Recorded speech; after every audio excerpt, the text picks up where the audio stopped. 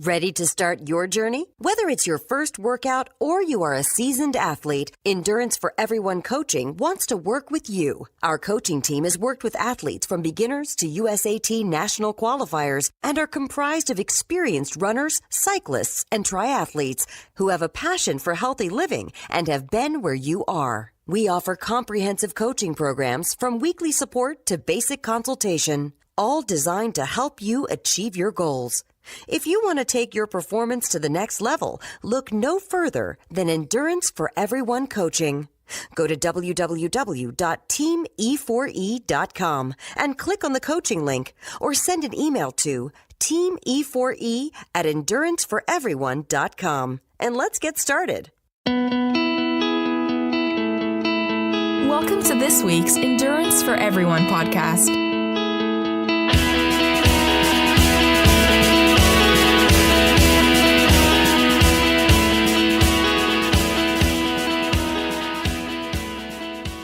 The following program is for entertainment purposes only. Though the hosts of this show are certified Ironman coaches, their attempts at long-course triathlons and endurance events should not be taken as an endorsement for you to do something stupid too.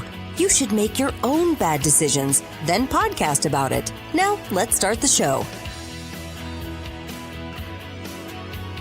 Hey, this is John Harris. And this is Rob Bozovich. And Endurance is for Everyone, and this is the Endurance for Everyone podcast.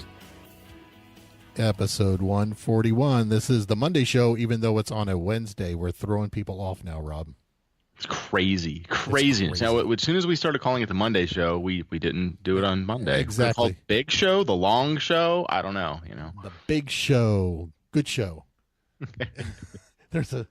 There's a stupid on a. Do you watch Adult Swim? Do you ever get Adult Swim? Oh, okay. I don't. No. Well, it's like Cartoon Network, but it's like on at night. I think it's Comedy Central, one of those two. And there's some stupid show called Bob and Eric's Amazing Show. Good Job. That's the name of the show. Excellent. So that's what just remained when you said amazing. It's amazing. Good job. So you've been away for a while, have you not? I've been incommunicado. I was hiding out in the woods. Yes, I am back.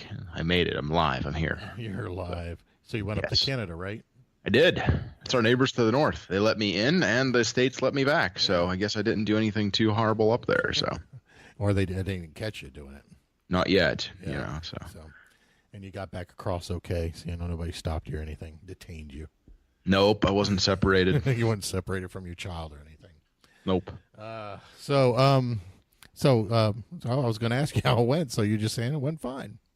Yeah, it was a good trip, and without rambling on and on and on and on and on, we family trip and then some friends, and fishing. We've gone with as little as 6 guys, as many as 16, but the group we go with now is about 8 guys. So we had one newbie, the rest everyone had been there, so you kind of get your systems down. Like we know we're stopping here to get gas, we're stopping here to eat and so forth on our travel up, because it's a long drive. It's 2 days, 21 hours. I want to say, and then we fly another 45 minutes north from there. So it's a heck of a poke to get up there. But we've been fishing the same lake on and off. When I say on and off, we've went to 2 other lakes over the last 12 years. This is my dad's 43rd year going up to Canada to do it consecutive.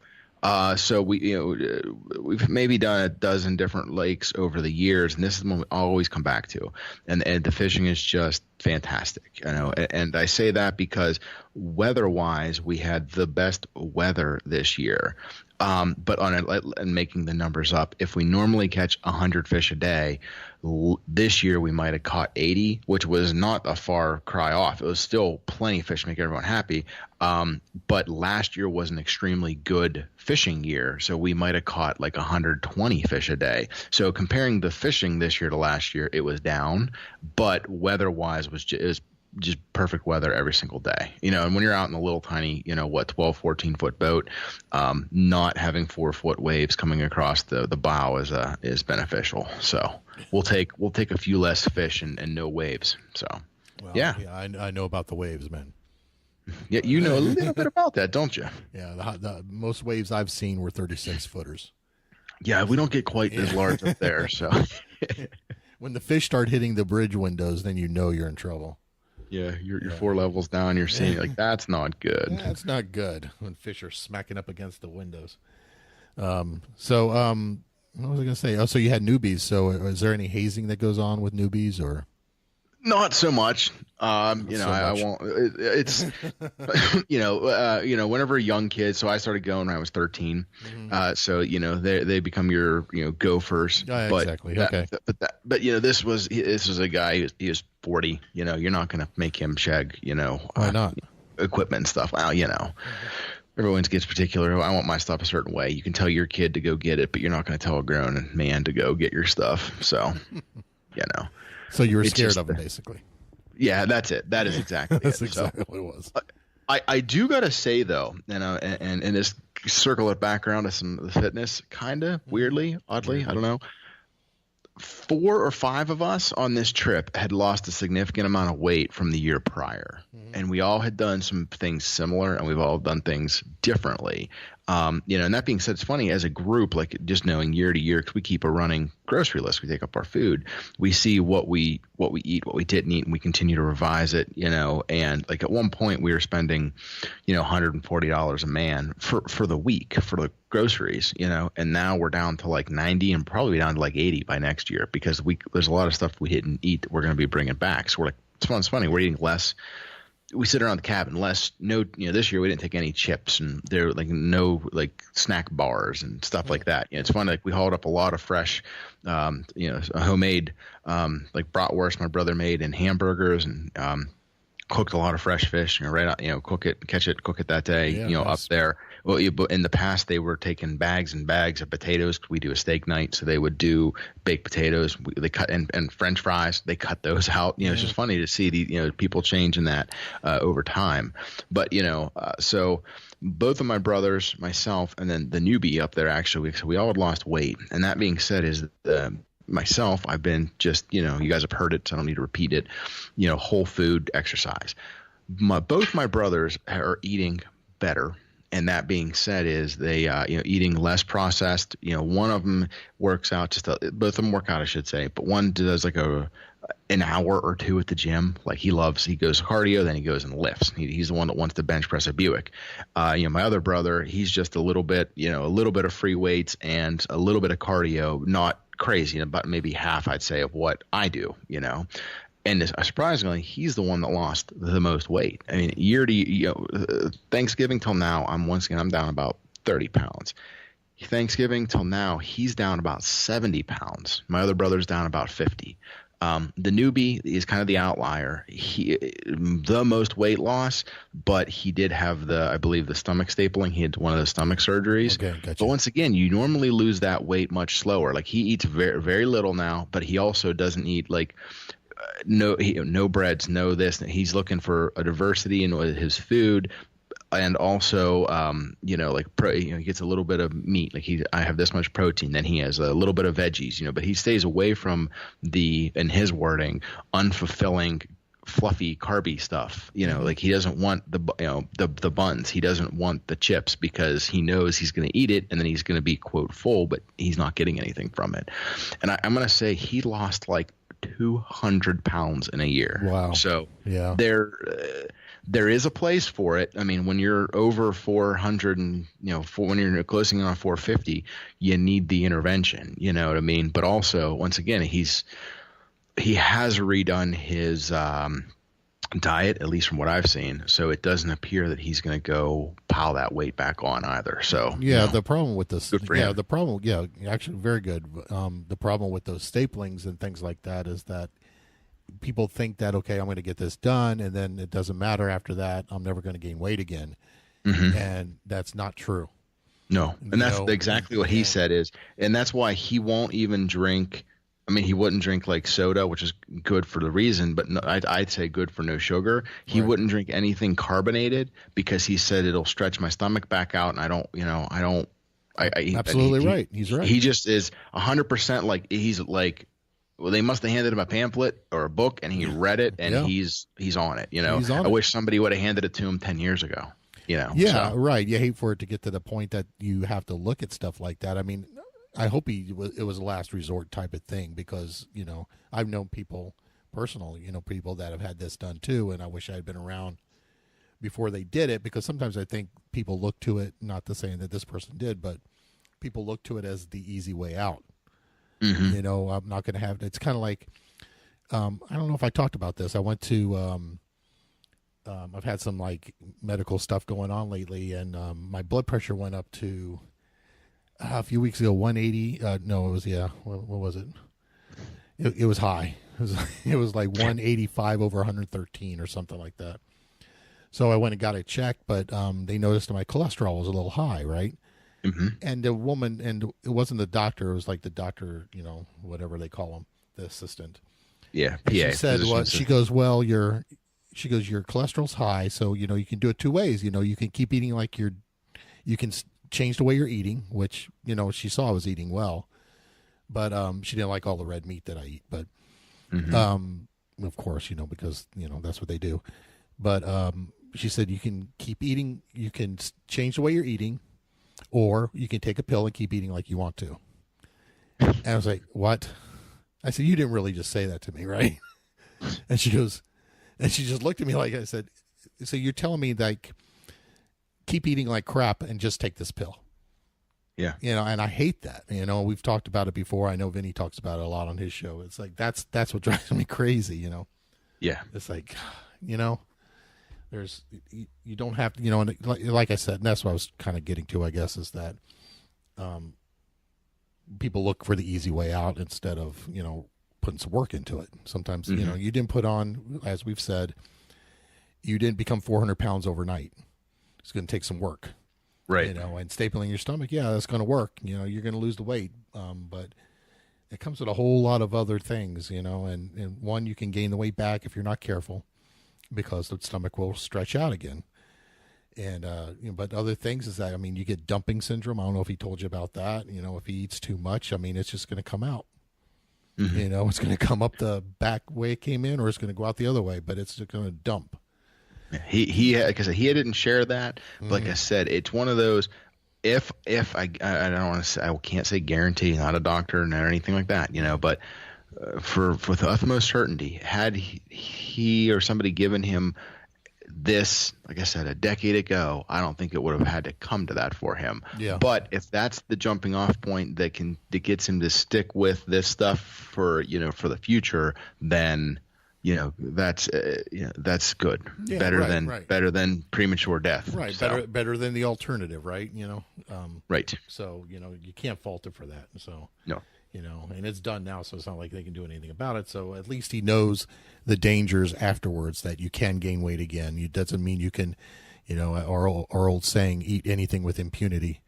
Right. You have to still watch what you're eating. You have to change your lifestyle. And if you don't, you're just going to gain weight again. And right. The body has a way of doing it. So, yep. Yeah, it's never good, but. Well, it's good. Good that all you guys lost weight. Looks like you're all on the kind of the same path, even without talking about it, right? Yeah, slightly different approaches. And I'm not saying that I hadn't pestered them nor said some things over the time, but it's just one of those things and that's where I had said, whether it's NSNG, whether it's clean eating, whether it's paleo, whether it's primal raw, whatever, there's 90% or better of all of that overlaps. So any one of them that you're going to find that's going to fit your personal, paradigm that you like the most, pick it and go with it, and you will see results. Yeah, exactly. Yeah, and really when it comes to all these diets, the truth of the matter is that they're almost all alike. Yes. There's very little differences between Atkins and Mediterranean and paleo, and there's little differences here and there, but most of them it's all the bottom line, right? Real food, eat real food, and a little less of it. And a little less of it. Karen says it all the time. Eat healthy food, not so much a lot of leafy greens, a lot of green, not so much. And it's basically, that's the bottom line of everything. Yep. So, I do believe that sugar's bad. We've talked about that before, so I do think you should definitely limit the sugar. I keep, every time we talk about sugar, I think about back to this, when I was working 15 years ago, and this one woman I knew worked at when I was going around investigating things, and I hadn't seen her in a while, and then I saw her, and she looked like she had lost 50 or 60 pounds. And I asked, what'd you do? And she goes, I stopped drinking soda. I said, really? How much was she drinking? I said, really? She goes, yeah, that's all I did. I said, I still eat the same way. I just stopped drinking Cokes every day. I said, how much were you drinking? She goes, a couple of 2 liters at least every day. A couple of 2 liters. Wow. Yeah, so 4 liters of soda every day. And really, I wasn't, at that point, I wasn't into this kind of stuff. This is long before that. But it's like, wow, you can just lose that weight just by not drinking soda. And I never really looked into it, but now, every time it comes up, I think back to that, to see, well, that's basically what she did. She just cut out sugar. Yep. And the weight came off. So some people, that's all it takes. Yeah. So not a lot of training while you're up there, I assume. No. And, on this week's installment of, would Amy swim it? And, that being said, like I usually take my goggles, and it's funny because we had jumped in the lake. Just when I say it this way, the air temperature was warm. So, but the water wasn't. I mean, the water was like 58. Mm-hmm. There was ice on the lake 2 weeks prior to us being up there. So it's hard to think that's, in June, early June, or late, May, there's still ice up there, but there is. Anyways, so the one guy, and it's funny because I always take my goggles in case I get the opportunity to swim, and he jumped in off the dock and lost his sunglasses. And I was boating with him earlier that day. I said, well, let me go grab my goggles. And he's like, no, don't worry about it. Don't worry about it. And I said, hey man, you told me that those were prescription. I know those can't be cheap. So the water's only 6, 7, or maybe 10 feet deep there. So I threw my goggles on, swam down, and found them. But it was cold. Like, once again, that's 60, 60 degrees. We'll call it 58 at surface temperature. You get down even just a few more feet, it's just so much colder down there. At least 10 degrees, yeah. Yeah, but also it's since it's all cyclical or seasonal. Since the ice was on the lake, the air temperatures are different, and it's just now getting warm. All the trees, what we had here when I went on that bike ride, we were literally driving past trees, and you could see the pollen look like steam coming off the trees, just going up in the air. Wow, really? That's cool. That was occurring up here. So the lake was just covered, and I took a few photos of it, but the lake, like, the water's blackish. It's just dark because of, I'm going to say, all the granite and the pines, stuff that seeps into it. Mm-hmm. But there was literally like just this layer of green on it. Like, you could, it was icky looking. So, would Amy swim it? Probably. Did Rob swim in it? No. I mean, it was 5 days off. Like, I ran, like you would have seen it both days when I was up there. I said I was hitting the trail. I ran those, and then we came out, and I didn't get the opportunity. Like, we came out on a Thursday. We didn't get in until like 9:30 at night. So by the time we got in off the road, it was like, okay, everyone's going to eat. Do I go to eat and have dinner or something, or do I basically miss dinner and go for a run? So I went and ate with them, but I got up early and I ran the next day. So I was on with my running, but there was 5 days of no activity there. So a bunch of red spots on my training peaks. Yeah, which I know drives you crazy. Yeah, but you know what? But running, that's one of those things. You can run anywhere, basically. So it's all biking and swimming can be a hassle, but running, you can always run. That's it. I mean, it's just shoes and shorts, and those are optional depending on where you're at too. Yeah, right. Exactly right. So apparently they don't like it outside my apartment, but no. I got a couple of complaints. John's doing lunges up on the balcony for everyone to see. Oh, the image. My eyes. They're burning. Oh, wow. Well, hey, you want to get into the topic that I said we were going to cover? Yes, since you threw it out there, so now we got to do it. So. Yeah. So on the Monday show that I did, I had said we were going to cover stretching. And that's basically because a listener had reached out to me, and I quickly, fired back. And I don't want to say with my opinion, but I fired back with what I thought. But then also I'm like, I knew I had read some articles on it. So then I, to the Google machine, found 2 or 3 of them, sent those links as well. And before I say what I said to any of it, I'd ask you, and then you said, hey, let's do a show on it. So I want you to maybe walk us through it. I got just a couple of I'm going to call them guiding questions that I wrote down. And I want to see, I know you were probably reading some stuff, so I want to see what you have to say from either personal experience, your coach training, or, put your coach's hat on here. And what would you say? What would you do? And so I have how would you guide people there? So I have the idea that this is going along the lines of the infamous running at night is better than running in the day type of topic. That someone's going to get irritated at me because I dare to question something. John, I'm just saying. That's why we can express our opinions, and we can express and say, hey, this is my opinion on it. We can also say, well, this is what the article says. This is what the science says. What what I mean? Well, right, and you're going to have everything footnoted and so forth. But I figured we'll go from there. But I'm always going to side with science. You know that with everything. So it's hard not to. It's hard. Well, people do it all the time. But I think you're wrong, so you're wrong. What's that? I feel that you're wrong, so you're wrong. So you're wrong. Yeah. Yeah. I mean, it's like, but it's funny. It's like we told Vinny is like a lot of the stuff he was saying 8 years ago that everybody was saying he was wrong. Turns out he was right.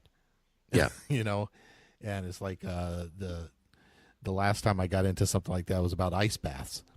And I was saying before it really came out strong, this was years ago, that I was saying this, like, ice baths don't help. They help if you're running like 2 days in a row, but really you're kind of the muscle's supposed to get sore. Yeah, I was going to say there's the jumping on that one and saying yes and no, John, because exactly. But you just said it. If you get into an ice bath, it's going to reduce your inflammation. Absolutely, which means you're going to be able to run better, quicker, faster, whatever the next day. You're going to recover quicker. I'm using those air quotes. I don't know if I'm saying that right. Right. You're going to recover quicker so you can get back to it. But in the quote long run, it's good to not do them because it's letting your body make the adaptations naturally. Exactly. It kind of curtails the muscle growth. Yeah. So you're not going to get sore, or as sore as you would be. But it's also, when you don't get sore, that means it's stopping the muscle from adapting and growing, so you're not going to get any stronger. So you'll be able to run again faster, or you may be able to walk the next day after a 50-mile run or a 100-mile run. But your muscles are not going to, develop. So anyway, so not to get on ice baths, but that was the last one that I got really got upset at me. So the first leading question. Why do people stretch? Well, people stretch for a couple reasons. They stretch to avoid injury. They stretch to warm up. They stretch to cool down sometimes.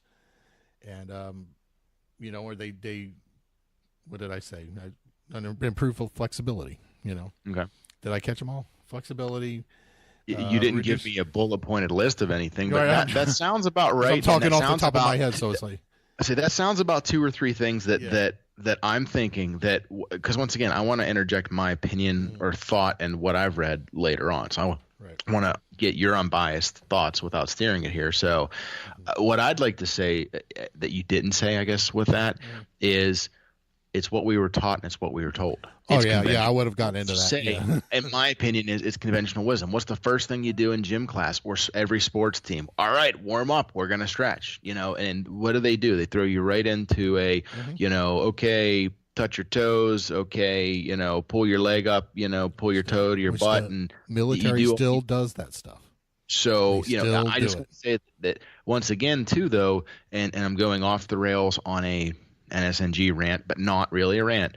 Heart healthy grains. Who says they're heart healthy? Well, the people that are trying to sell them to you. It's branding, it's marketing. And that being said, it's just because it's conventional wisdom doesn't necessarily mean it, or common knowledge doesn't mean that it's right, even if that's what everyone's doing. So sorry, I wanted to interject that. So. Right, and when we talk about stretching, a lot of people. I mean, the first thing when you say stretching, the first thing that was it Plato or Socrates said that the actual object is not real. Your idea of the object is what's real. I can't remember which philosopher said that, but the idea of being the table, the physical table, is not real. But if I say table to you, the image that pops in your head is the reality of it. Yep. So when someone says stretching to you, the first thing that pops in your head is probably toe touches, right? Or something like that, right? or arm across your chest, or something. Oh, Yeah. It's never going to be a dynamic stretch. It's going to be one of those static stretches. Mm-hmm. And I'm glad you used those terms, because that's what I wanted to use later. Excellent. Same page, Sean. Same page. I know, it's amazing, right? but stretching, I think it's one of those topics that are hard to answer, because there's different types of stretching. Obviously, some have been discredited now, but the two that continue are dynamic and static. Those are the only two recognized types out there. I mean, that's all I've ever heard of. Well, there's another one that's called ballistic stretching, which it was kind of funny when I was kind of reading up on stuff. I knew about this. I didn't know what it was called. Okay. And I mentioned it to somebody I think it was Nancy one day, that I said, sometimes when I'm really, my legs are sore, if I'm sitting on the couch and I put my leg up and I just start bouncing it really hard, just moving it really, really fast, it feels really good. Mm-hmm. That's called ballistic stretching. Okay. Well, since you gave an example of that, give one of each of the others too. Okay. So dynamic stretching, static stretching, we said it is basically it's holding a pose for 30 seconds or more. Yoga comes to mind, Mm-hmm. Not to get all the yoga freaks irritated, but static stretching is yoga. It's it's going into a toe bend and staying there. I wouldn't quite, my opinion, I wouldn't put yoga and static stretching in the exact same. It's not exact. And I'm going to say, because yoga to me is a practice of very fluid, if you've done any yoga, you know what I mean, cat to cow to warrior 1 or 2, or you're moving into a position. You do then hold that position, right? That's the static part. And then you move. So when we're saying what I've heard, static stretching, best example, if you sit on the floor, you bend your one leg so your foot touches your knee and you lean forward to try to touch your toe. Mm-hmm. You're trying to do that and hold that. That's a static stretch. Yeah, and it's usually 15 to 30 seconds or more of a hold, 3 to 5 times. Mm-hmm. And then the dynamic stretching is kind of the opposite. It's more of the fluid part of yoga, I guess you would say, is the moving mm-hmm. from one to the other. It's the running in place. It's the butt kicks that people do, the strides that Megan used to give me to do before runs, where you just kind of hopping and skipping across the lawn, that's the dynamic stretching, you're doing an actual activity. Okay. So it's usually if you get a dynamic activity, if you're doing a dynamic stretch for a run, usually it's based around the run. So I'm not going to tell you to, I can't even think of an example. I'm not going to tell you to do say butt kicks before a bike ride. Okay. Because it doesn't really relate to the bike ride. Okay. So there'll be other things that maybe lunges or something like that, walk across the field with lunges, to get you a little loose and warmed up. I think, and I didn't really see this listed anywhere, but I would think the people that go out and run a half a mile before a race starts, that boggled my mind every time I saw it, is that's what they're doing. They're warming up, they're stretching their body out, but it's doing the actual activity they're about to do. Mm-hmm. So I would assume that's it.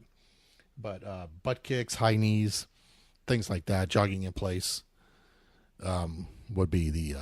I'm thinking back to football when you run in place and then they blow the whistle and you hit the ground and then you pop back up as quick as you can. That's dynamic. Mm-hmm. Okay. So I'd put that in a different category. We'll come back to that later though. So, which of the ones that you were just saying? So we keep talking about. We'll say, or not keep. We just mentioned and said yoga and mm-hmm. so forth. Right. You said, I believe you said flexibility in there. Mm-hmm. What's the best for flexibility? So, let's see, I'm pulling out my notes here. Can you hear? Because I did have notes. I knew you would, John. I don't. I'm just sitting here watching it rain. But yeah, yeah, it was raining here too. Yeah, I just have bullet points written down. But actually, I did. Is dynamic stretching even effective when it comes to flexibility? And the obvious use for stretching is flexibility. That's the number one thing people say. But there's really no what I want to say, scientific evidence that either one makes you any more flexible than the other. So dynamic versus static. Okay. There is a couple of studies out there that I found that actually give some credence to better flexibility in specific sports like gymnastics.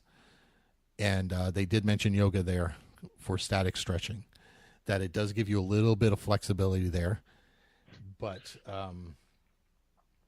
the question of which mode of stretching is better for flexibility is it's kind of complicated, and and I hate that answer. That I hate it. It depends.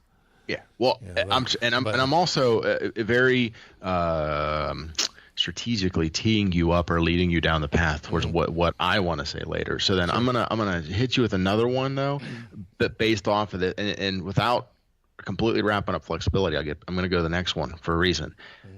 Most people, the common and I'm going to go back to your running in morning versus running at night. Everyone has their reason and why, and you were going with some science previously to your core temperature and this and that. But most people say, well, yeah, but the race is in the morning, so I'm going to train in the morning. And I get that. Completely valid, right? Okay. Right, valid point. But also when I say a very valid is the thought that people are putting out there, or at least what I hear is, well, I have to stretch so I don't get injured. Right. So is there any type of stretching that is better for reducing injuries? There was a study by a researcher, I believe his name was Eric something, Wittroff or something like that, was some German name, that said that it was plausible that general stretching will be able to reduce a person's risk of injury. But the research that's been out there has really showed that there's less of a clear link between the two. So, I mean, I have like a bunch of things written like bottom line. So the bottom line on the injuries is that there's no reason to believe that stretching of any kind prevents injuries. So now it's just you ever watch Mythbusters? Yes, all the time. Love it. Confirmed. Busted. I haven't watched it in years, but I really want to. Firm. Busted. And you just said they interjected after a while. Plausible. And the key word to me is you said this researcher said, it's plausible. Yeah. But he's saying they haven't found the link. But there's no, of all the studies that were done, and these, I found I have like 2 pages worth of studies that have done. And the problem with studies though is that a lot of studies have been done on static stretching, not so much on dynamic. There has been some, but it's usually related to other things. But every time that they talked about injury prevention, they can find no link between people who stretched dynamically or statically before race and the injury rate. There was no statistical significance between the two. So people say, well, you have to stretch so you don't get injured. Well, that's really false, because there's plenty of people out there, yours truly included, that rarely stretch and doesn't get injured that much. From the guy that had to take a year or 2 years off because he had foot pain, John. Yeah, but you don't stretch your foot. Come on. Could you, John? Yeah, no, you can. Yes, you can. No. I'm being jerky, and this is where, and I led you to this point now because I wanted to jump in, and when my answer was, and then I'm going to ramble for a bit here, but not too long, and that was whenever somebody asked me about the stretching, I instantly fired back and said, no, you don't need to. And I'm going to say it this way: we all validate what we do or don't do. You take me and my brother-in-law, he stretches. Yeah. What's that? Confirmation bias. Yeah, he stretches and believes that 100% in it, and I don't. And I'm not saying that partially it's lazy. I am not so flexible. I'm changing my son, his diaper, and he can put his foot in his mouth, and I am nowhere near that flexible. Yeah. But I remember, and it's that validation, yes, that is what I thought. And now I'm going to say I went out to find the 2 or 3 articles or studies that once again, backing what I thought. And when I say take it with a grain of salt, one of them was Runner's World. So, hey, fine publication, but sometimes one week they're saying do this, and the next week they're saying do something else. That's why I went back to their quoted, some of their source material and or found some other things. And when I say validate what you're saying, but also what I'm saying, and that is what I was always – once I started, I wasn't really into stretching. I'm not that flexible. I'd like to be more flexible, but I was always kind of under the impression, and this validates it, that you stretch so you can stretch more. So, and if you have a tight issue, somewhere, you might want to work it just a little bit, like when I've had a little bit of Achilles issue there at the end or middle of last year, where when I'm walking down the steps, it was just tight that little bit in the morning. So I needed to just stretch that out a little bit. I wasn't going to just jump right into a run. That being said, though, is if I did just jump right into a run, it did loosen up, because I'm not going to overstride. I'm not going to hurt myself. And that's what most of these articles that I read had said, and they said that you definitely do not static stretch before a run, because you could overstretch a muscle, and that's going to risk additional injury. And also it says don't stretch a cold muscle. Basically what you had said as well, go warm up. Now that being said, is if I'm going for once again, and even the Hansen plan, if I'm going for a 9-mile run, the first mile and a half is a warm up. The last mile and a half is a cool down, and that's on my Tuesday, Thursday for that bulk of work. They want you to get out there and run, warm your muscles up. You're running at a slower pace, then that's where then these articles said that if you needed a little bit, like if you're still feeling a kink, once you're warmed up, you can stop and do a little bit of dynamic stretching. Then you go and do, you go and do the work, you go do the workout. Then they said that, once again, when you're at the end, you don't want to just stop and start stretching. Okay. Especially not static, but because, if you stretch before, you might stretch something a little too far and now you're going to overstride. Like one example, you pull your leg up. Now it's more rubbery than it should be. Your muscles and tendons are designed so that way they absorb the impact. Well, if you've stretched it out, it's lost that elasticity that you don't want it, you don't to lose a step on it. Right. That said too, is that once you're done, you are nice and warm coming off of a workout. That's why they want you to cool down. You're literally cooling your muscles and you're kind of letting them come back or reform a little bit, because when it's as warm as it is hot, or however you want to say it, it's extra stretchy, and you could risk overstretching at that point. Once again, they say dynamic, not or some sort of range of motion.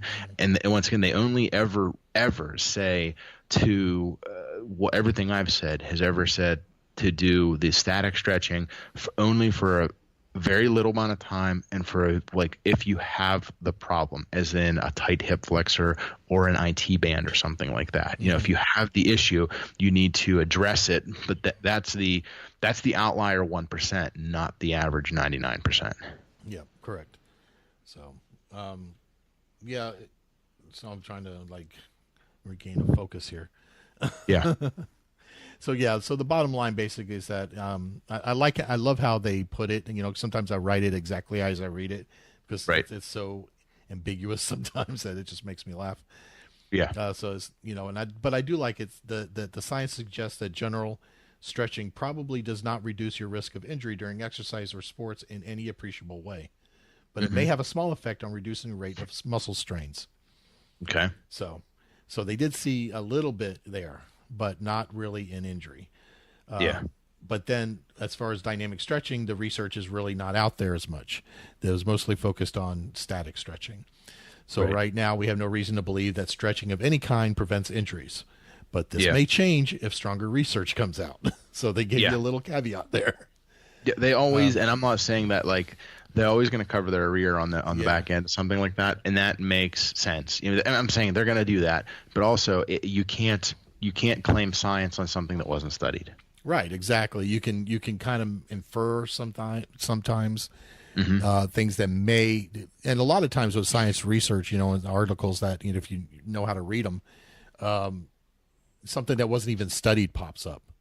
It wasn't even, but oh no, we saw this too. So this is interesting. Yeah, it's kind of like what's the commercial? I can't even remember the drug out there. The commercials out there. It's for something totally different, but they say may help you lose weight. Yeah, So, it's just like but we found that people lost weight while they were taking this, this Prozac, but but whatever it was, I don't know if it was Prozac, but the other thing is that people talk about is does stretching help improve the performance? on race day. I mean, that's kind of what you were alluding to too. Is like, and that was kind of what I was going to ask as well. Something along the lines. I was going to say most people are doing it because it thinks it helps them. Improving performance is a great way to say it. Did you see anything that correlates once again using a scientific term there? Yes. That it actually has a correlation to help. Well, I'm gonna say it very slowly so it's very clear. Okay, not to you, but to everybody. It is well established that static stretching can worsen certain aspects of performance. So that's well so you're established. saying dynamic stretching is the way to go. Dynamic stretching, right? Exactly. Yeah, and for many of the reasons you were talking about too. I mean, you're loosening up things that shouldn't probably be that loose. You're not going to go to a yoga class and be all loose up and then go run a marathon. That's a bad idea. Yeah, you're just not going to be able to do it. Because on certain things I want to be clear because I'll catch it if I'm not. It is well established that static stretching can worsen certain aspects of performance, including speed, strength, and power. However, one of those studies showed that the negative aspects of static stretching are only seen with stretches greater than 60 seconds. Okay. So there you go. So you had one study that said, well, we only saw a decrease after 60 seconds. If it was 30 to 45, they seemed to be fine. But then the other study is saying it didn't matter what the time was. They had decreased performance. It would make sense too. I'm just going to say most people, I'm just going to say they don't stretch that long, even if they are. I mean, a minute's a long time when you're actually sitting there and counting it out. If you're paying attention to it. If you did 1 minute on your left leg, pull your foot to your butt. Then you pull, 1 minute your right leg up. Then if you cross your leg over and bend down to stretch out your one calf, then you stretch out your other calf. You're already 4 minutes in. Most people are going to be done with that in a minute. So I don't think – I'm just saying this way, I guess, covering our butts, or so to say, is I don't think anyone's really doing much harm because I don't think anyone out there is actually stretching for 10, 12, 15 minutes prior to going for the run. And I think we all most likely do run slower to begin with and then go into it. So, inadvertently, I think most people are going to be doing the right thing, just maybe didn't know they were or know why. Right. So, and I love how they, like I said, I love how they word things sometimes, but they say static stretching prior to activity has fallen out of favor, which they obviously have not been to a Disney race because that's all you see in the morning is static stretching. Well, but also too, I'm going to say it this way. They're studying, I'm going to say, and I'm not saying it in a derogatory manner when I say a serious athlete, they're studying people that are going to have the opportunity to come into universities or probably leaders and stuff like that. Yeah. And, Disney, I've not done one. I know you have. Yeah. They're more a bucket list item. And once again, somebody's previous experience to that marathon training might have been 25 years ago what they did in gym class. Yep. They have a goal or they want to lose some weight or they want to do the race. They pull a plan offline, they read a few articles and they jump into it, so. Yeah. So that, basically that's about static stretching. And then they go into, what about dynamic stretching? Does that help performance? And again, the science way of saying it is that the relationship between dynamic stretching and performance is less clear, but a few trends have emerged from the research and trials that were studied. Research has shown that dynamic stretching is generally not associated with performance decreases, but may improve performance a little bit. So it doesn't make you worse. It might make you a little better. Okay. But it's definitely not going to make you worse. See, I was joking when I said, dynamic it was, because I was going to figure I figured the answer was going to be neither. Yeah. Just go warm up. But you're basically treating in some of the stuff, or that's why earlier I said I'm just going to walk away from it, come back to it. Yeah. Some of what you were saying is you were talking about butt kicks, to me, or the football where you run in place, hit the ground and get up. Yep. To me, running in place would be more of a warming up versus a dynamic stretch. To me, I'm thinking dynamic stretches are the stand with your legs, your feet shoulder width apart, and do some side to side twists. And then, once you're a little bit warmed up, start going down like, right hand, left foot, left hand, right, start going, down, up. If you remember that from high school, where you're grade school, so that way. Windmills to us, windmills are when you twist your arms in a circle. Yeah, to me, that's the dynamic. That's the moving, but getting gradually more into the movement or the pose or whatever you want to call it. I would put some of the things you said in the warm up category. I figured warming up is all you need to do. You're saying that if you do a true dynamic stretch, there's no science necessarily saying it'll hurt you, but there's nothing really that correlates to improving or a very, very small. I think the number was, now I'm trying to remember, I think it was like 1.3%. Okay. So that's very, very small. That's in the world of, especially over like a 100-mile race, 1.3% is nothing. It might be a second or two, but I always play devil's advocate, John. For that guy that finishes an Ironman in 17 hours and 3 seconds. That makes a difference. You're right. Yeah, you're right. That second or two could be the difference, right? Yes. Well, it's like we say, it's like you improve your race pace by 5 seconds. If you go from a 9:05 to a 9-minute mile over 50 miles, that adds up. Yep. Yep. But also, I'm not going to say that stretching. I will go out on a limb and say that whether you or not you stretched before the swim is not going to make the difference at that 17-hour and 1 second mark. Right. There's going to be 1,000 variables on that course that where you could have picked up that second. It's not going to matter. Yep. Well, yeah. How many times have we said that? God, you finish it and then you say, man, if I had just not taken that one potty break. Or that one place I stopped the time. Karen told me that about Pittsburgh. Oh, yeah, I know. That's why I was bringing it up, Well, you would have made it if you hadn't gone in that bathroom. You would have done it. Thanks for pointing that out. But we've all done that, though, right? It would not have been a good situation for anyone involved had I not used that potty. Yeah, well, the one time, I stop on a half marathon and joking with the team in training water stop. And then you find out I didn't get my target by 2 minutes. Well, there it was. Yeah. If I hadn't done that, I would have beat it. Yep. Yeah. It's always something, You know the saying, John, hindsight's 20/20. Yeah. And I'm going to be saying that come Monday of our next show here as well. Yes, I know. Because I had teased that, and I'm joking, but I'm serious when I say it that way. Next Monday show should be a Damn Try recap because I got that race coming up this weekend. You do. And I'm already. And you just respond like with the fatherly sigh, like I'm not mad, I'm just disappointed. Oh, Rob. And the long and the short is I'm already knowing basically that I'm doing something dumb on Saturday, and that's I'm going to be going for a bike ride. And I got a group that I want to ride with. I won't give a ton of details.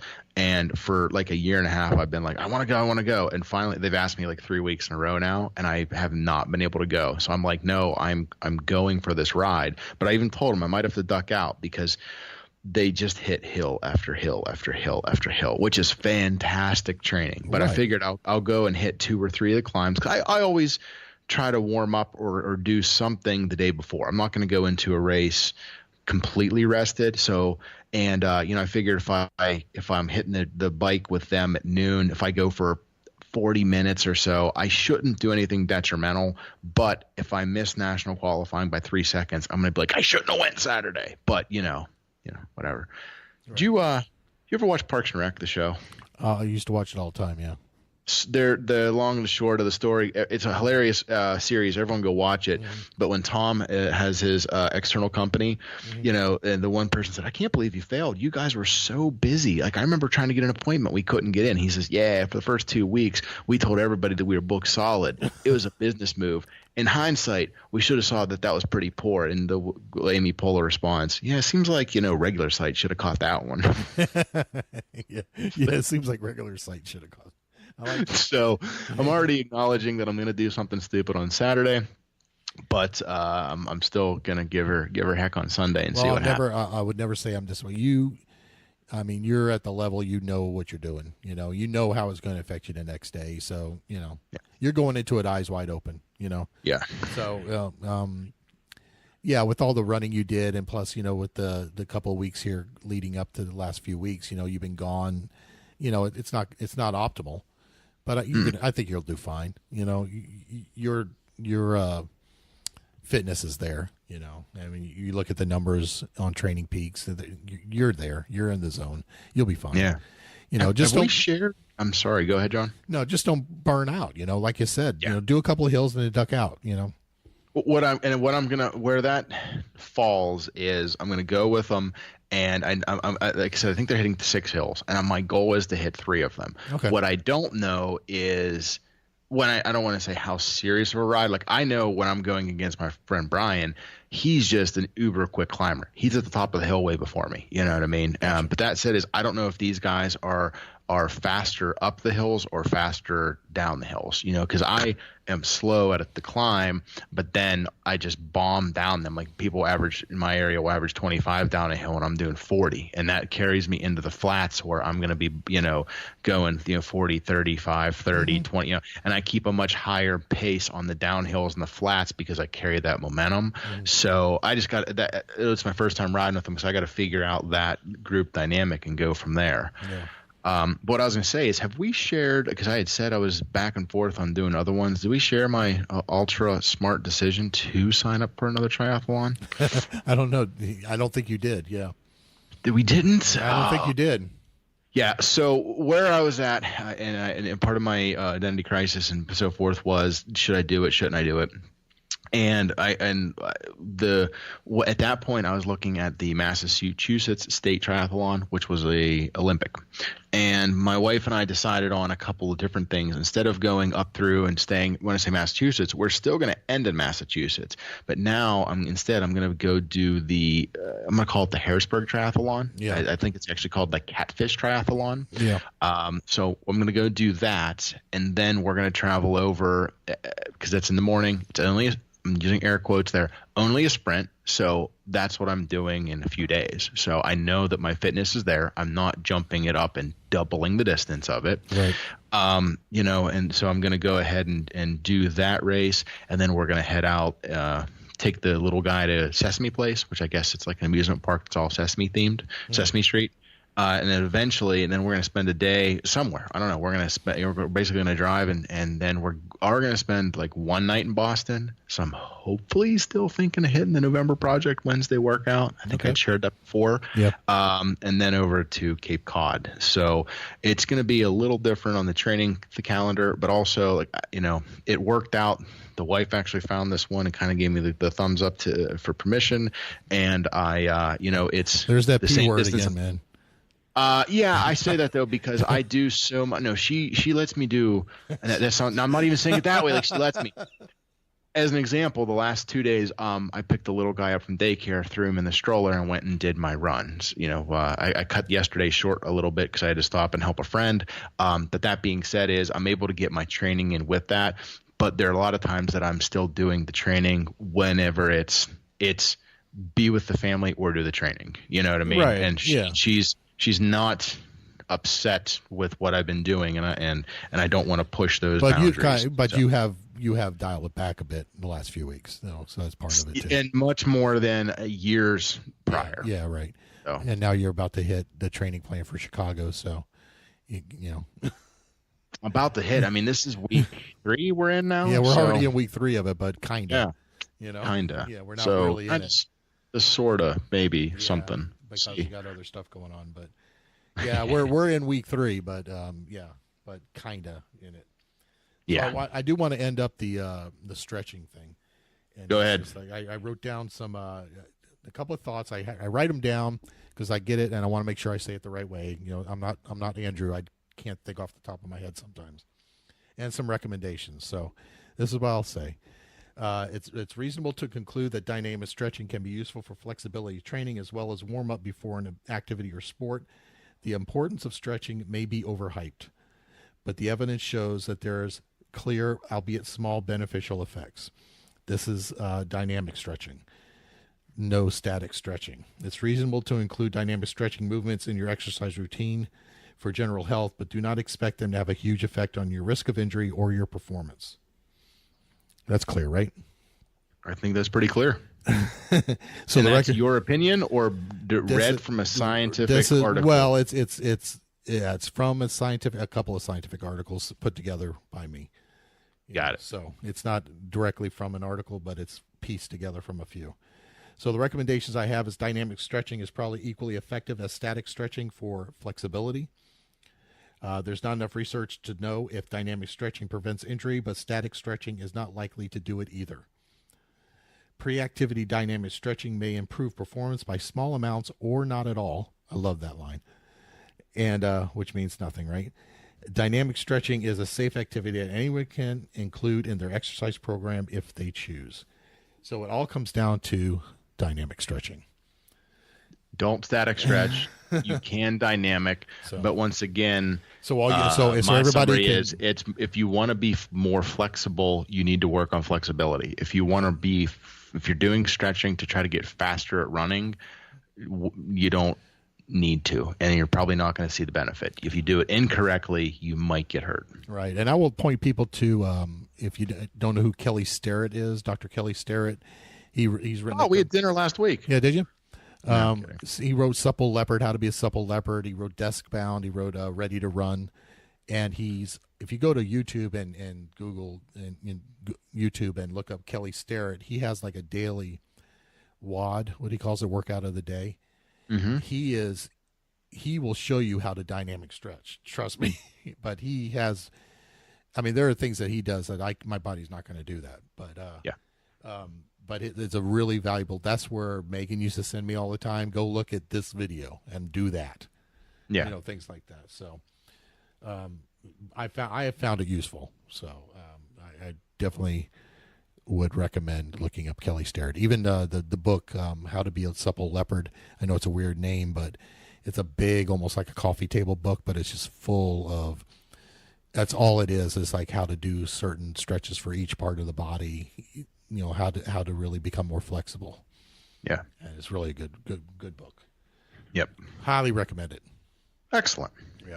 Little homework for everyone. So next week we will do a race recap of the Damn Try.